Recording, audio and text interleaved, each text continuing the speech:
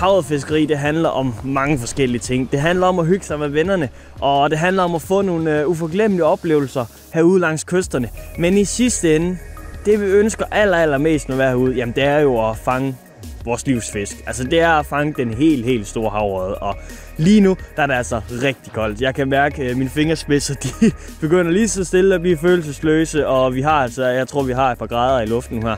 Men selvom at det er så koldt, så er det altså også lige præcis nu her, at vi virkelig har chancen for at fange det, vi kalder for overspringeren herude. Overspringeren, det er en havørred, som simpelthen har sprunget gydningen over. Det vil sige, at den lige tager et ekstra år ude i havet, hvor den spiser så tyk og fed i alle de fødeemner, der nu er derude.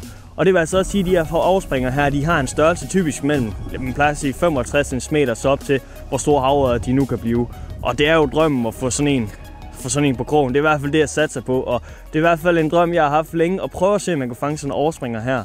Nu her, hvor det er blevet så koldt i vinterperioden. Så jeg starter den her serie op, hvor jeg prøver at forklare, hvad jeg gør, når jeg tager afsted på jagten efter en overspringer. Og jeg er lige kommet ned til pladsen, så jeg vil lige hurtigt beskrive, hvorfor jeg netop har valgt den her plads til at starte med.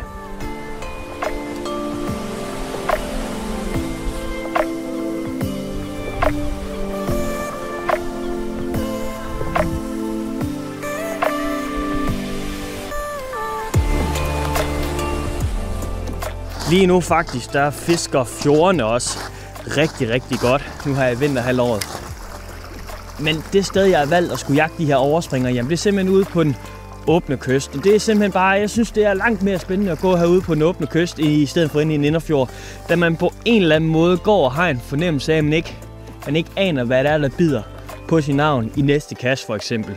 Så jeg har valgt den åbne kyst til at starte med efter de her overspringere. Og pladsen, jamen det er en plads, der er karakteriseret ved, at vi har sådan noget dybt vand tæt inde ved land.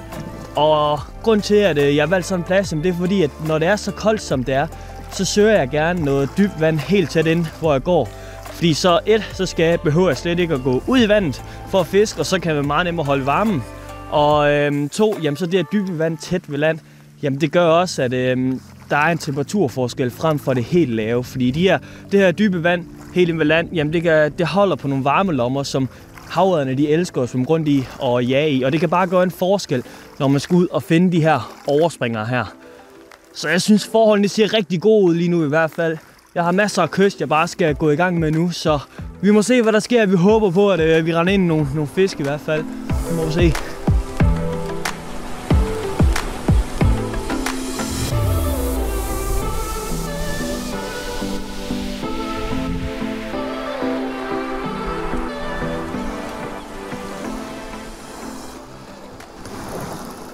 Så var der fisk. Øj, den går amok.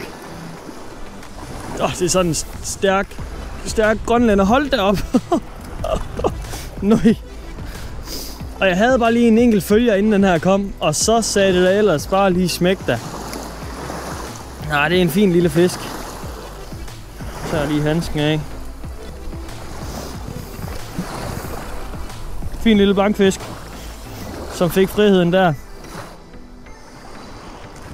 Fisk! Ha! Nej, den slap. Øj, jeg fik et chok.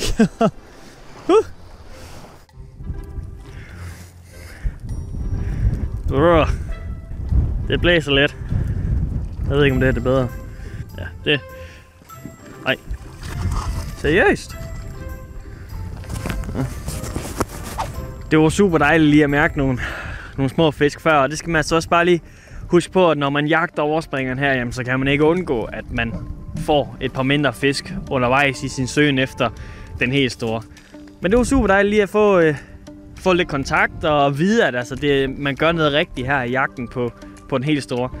Men udover at Sandil er en kanonnavn at starte ud med, også på jagten efter overspringeren, jamen, så vil jeg også lige hurtigt gennemgå, hvilke avn, der kan være rigtig effektive at bruge til netop det her overspringerfiskeri. Og jeg har lige prøvet at line lidt op her. Det er altså de her blink, jeg virkelig tror på, når jeg skal til at finde min mappe frem med overspringerblinkene. Det er en mappe, der består af, herfra en ende af, at vi har sådan noget shiker i begyndelsen her. Ved siden af, jamen, så har vi altså også noget søling, og det synes jeg er en super fed avn, i og med, at det også er et rotationsblink, der kan lave nogle rigtig lækre spinstop. Og den har jeg også herover i en hvid variant nu her, hvor vi befinder os i den kolde periode.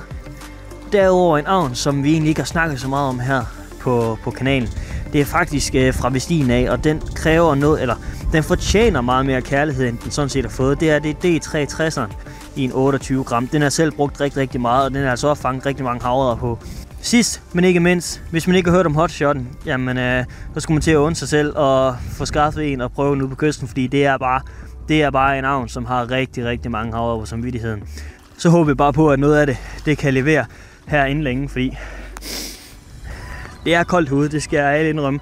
Og en god fisk, den vil hjælpe lidt på varme i hvert fald. Men vi har fået de der mindre fisk, så vi gør noget rigtigt, det er helt sikkert. Så nu vil vi bare sådan set fortsætte ned ad kysten, og så håbe på, at der sker noget helt vildt. Kryds vi fingre for.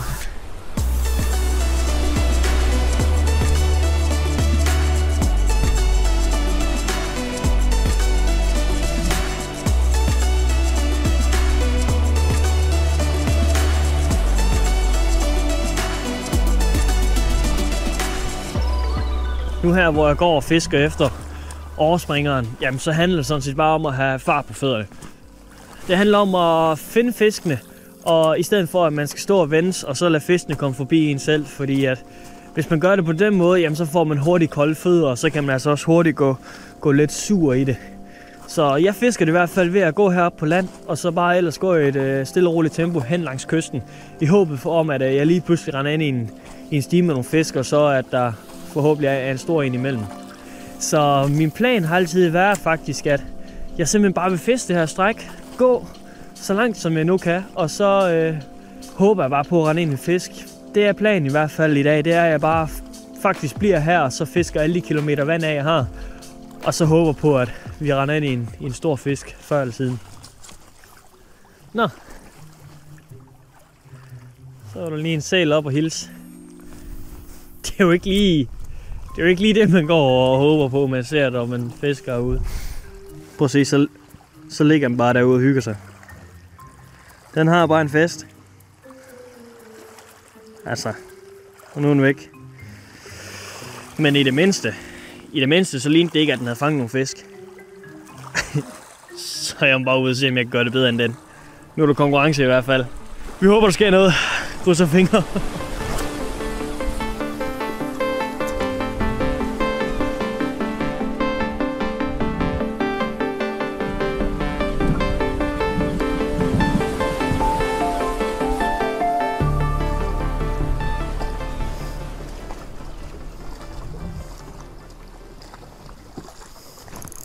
Så var den der. Yes. Det er fisken. Det er fisken. Åh Gud. Åh Gud.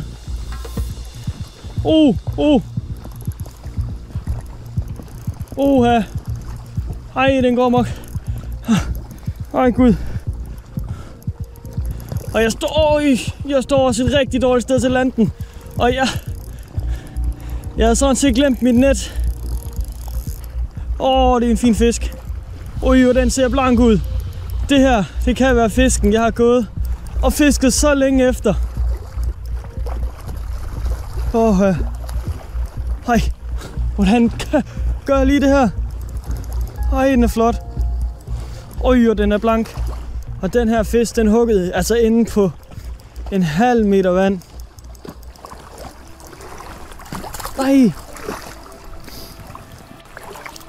Yes. Nå. Så fik jeg den endelig.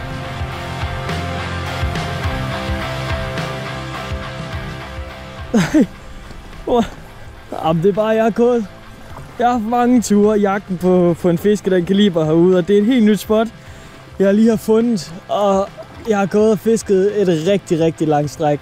Og jeg har kun haft småfisk efter, og fået nogle småfisk, som I har set. Men så lige pludselig, så kom den der altså. Det er fisken, jeg bare har gået og kæmpet for. Nej, hvor det er bare forløsning der. Kæmpe forløsning.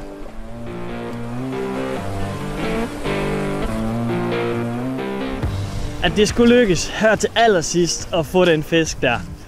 Jamen, det var fantastisk. Selvom vi har strugglet, og der var sæler og så videre, jamen så viser det bare her til sidst, at man skal bare blive ved og klø på, og så plejer man altså også at blive belønnet for den indsats, man nu leverer herude i vandet.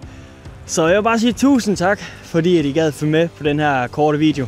Jeg håber også, I kan bruge lidt tips og tricks til det her fiskeri efter en helt stor herude på kysten. Det er i hvert fald ikke sidste video, jeg laver af den her slags, og specielt i jagten på overspringer. Dem kommer der mange flere af her hen over vinteren. Så tusind tak, fordi I så med, og knæk og bræk derude.